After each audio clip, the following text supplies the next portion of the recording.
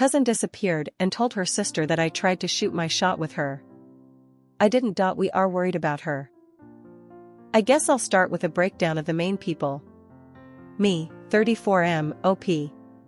Rach, 34F, my wife. Bex, 20F, my cousin who has gone AWOL.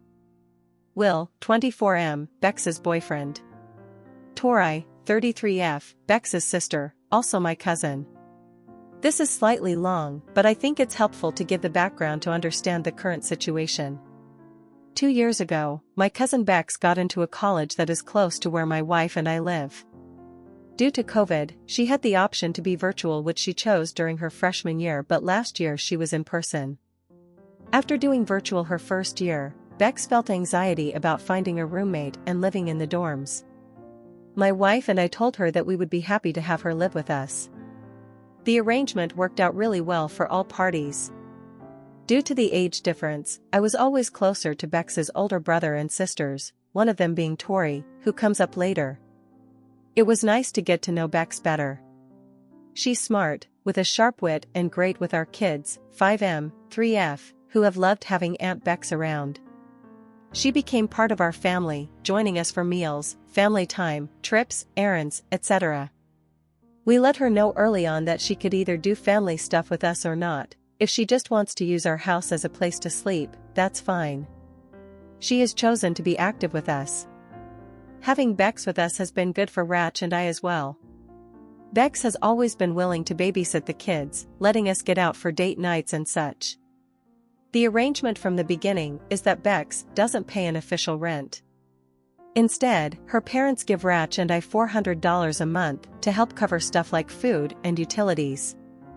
When Bex watches the kids, we always pay her well. This is important later.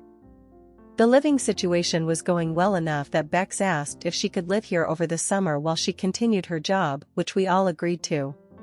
Last winter, Bex started bringing Will around. They met through some mutual friends and eventually started dating.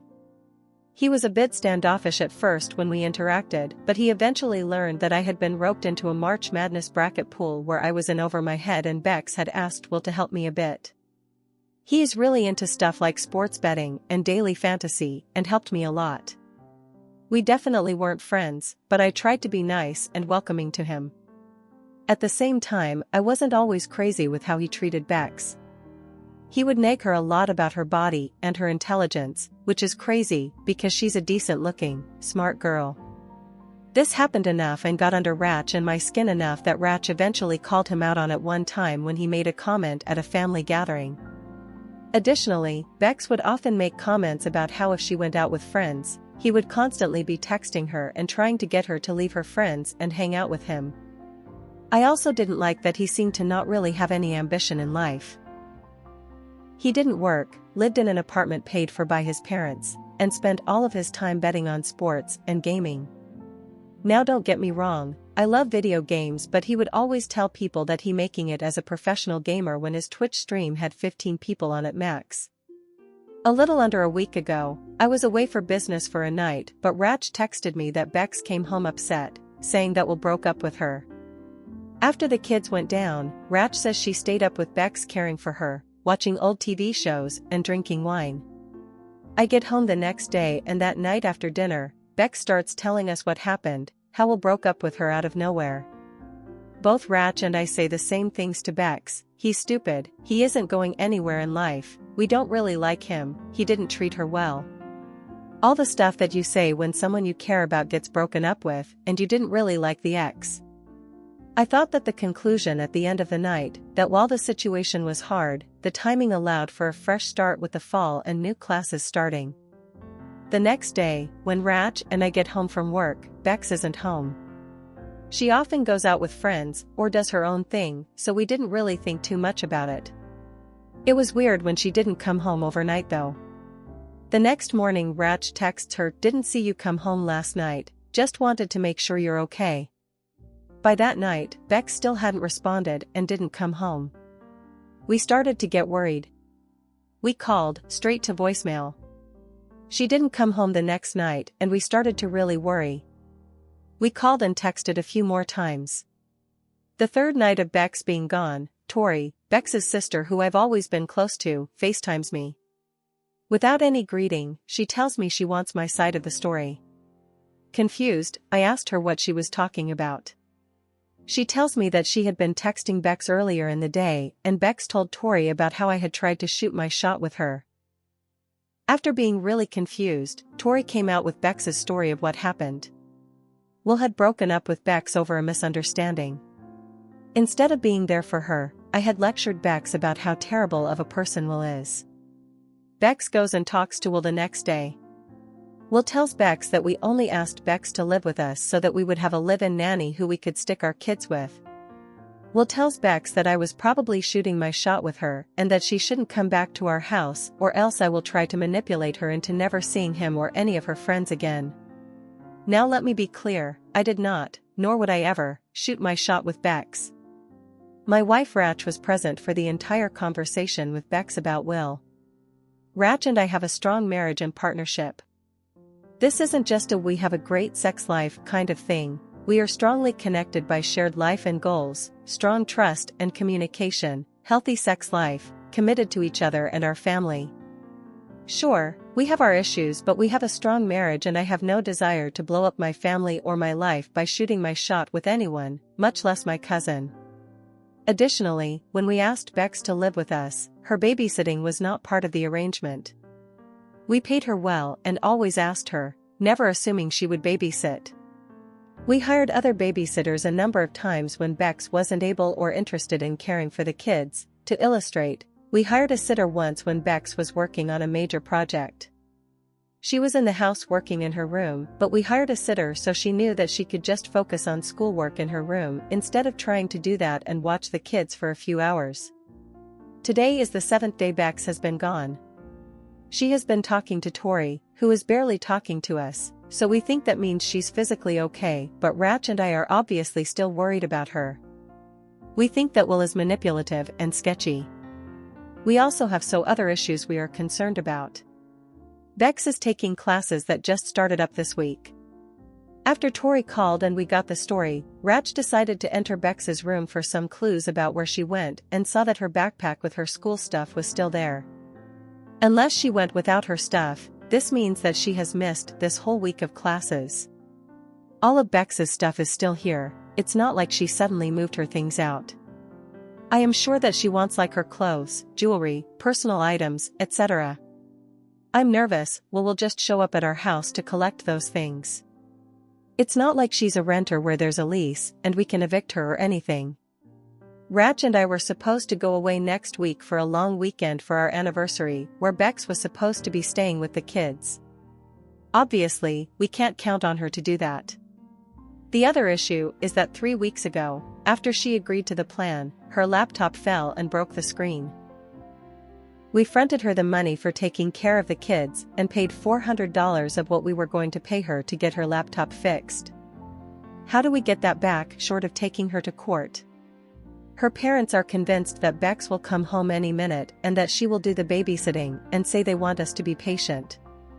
We are confused by what she is doing and feel unconvinced that she'll pay us back.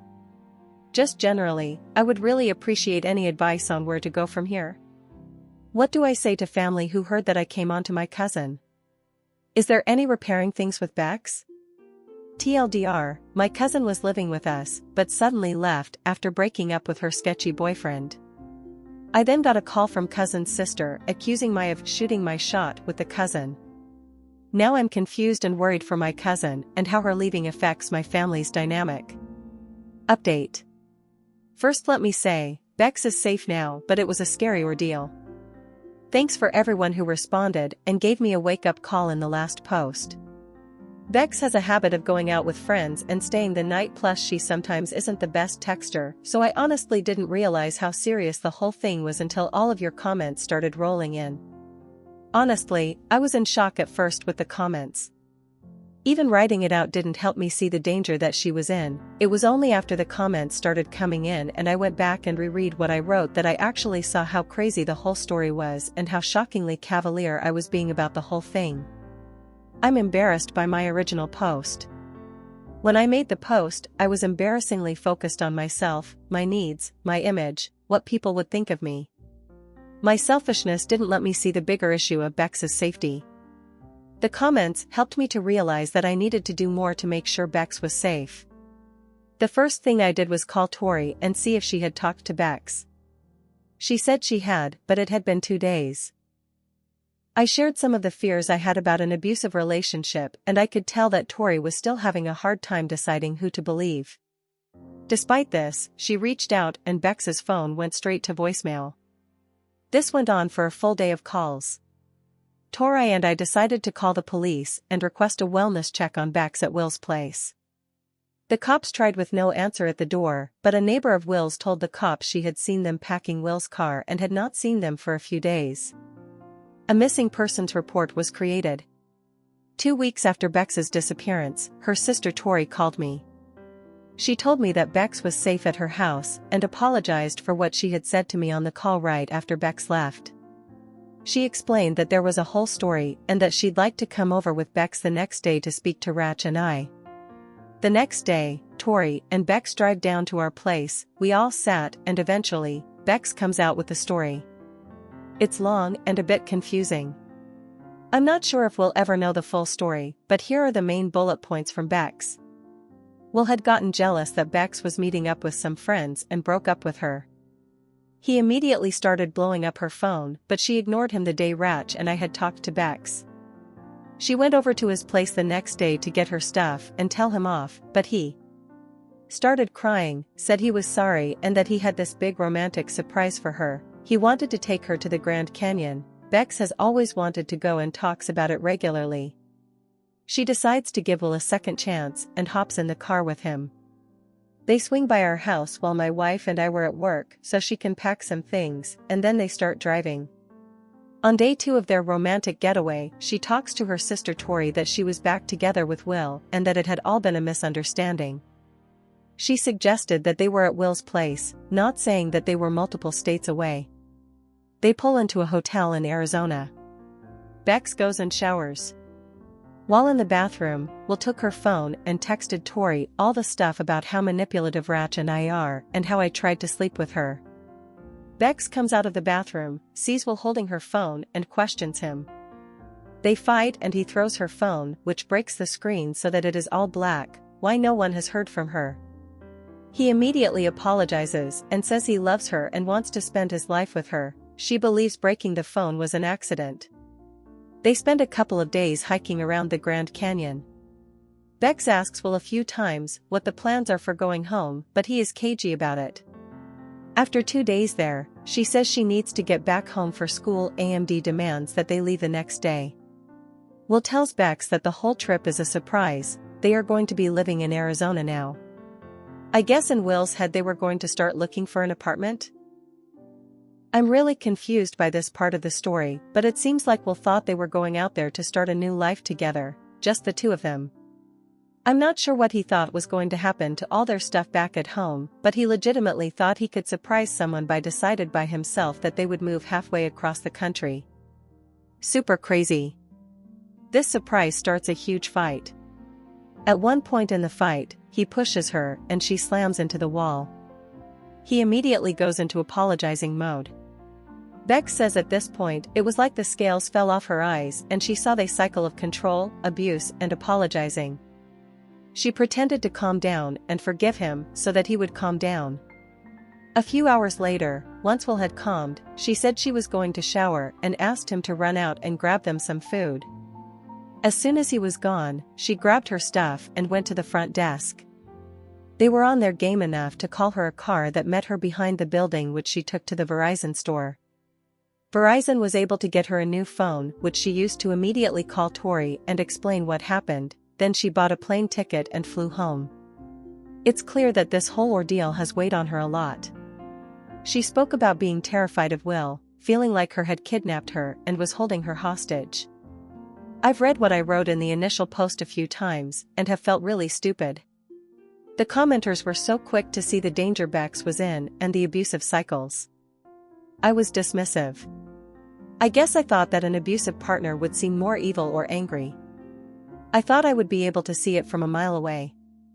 I just thought that Will was just a dick. Yet in hindsight, I now see how emotionally and verbally abusive was to Bex before my very eyes.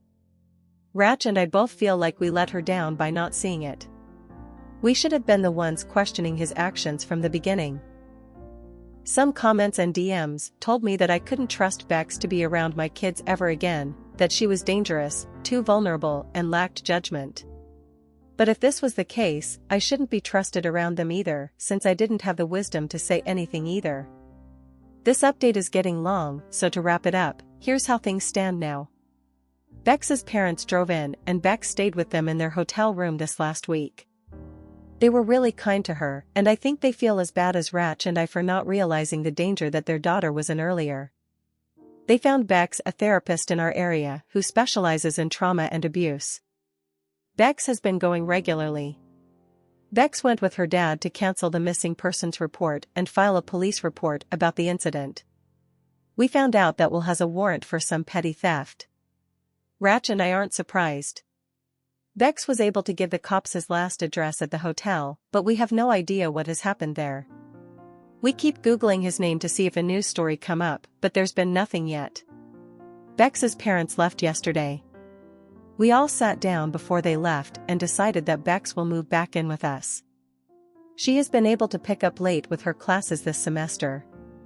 She's fragile, but I hope the warmth and routine of family life will provide some comfort and security.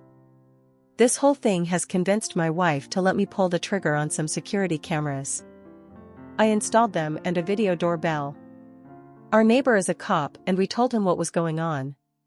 He has been kind to park his cruiser on the street in front of our house to be a visual in case Will tries to come around.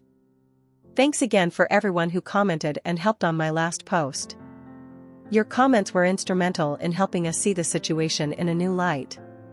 TLDR, Bex is safe. When the romantic getaway became a kidnapping, Bex snuck away and now we are all trying to figure out how to proceed.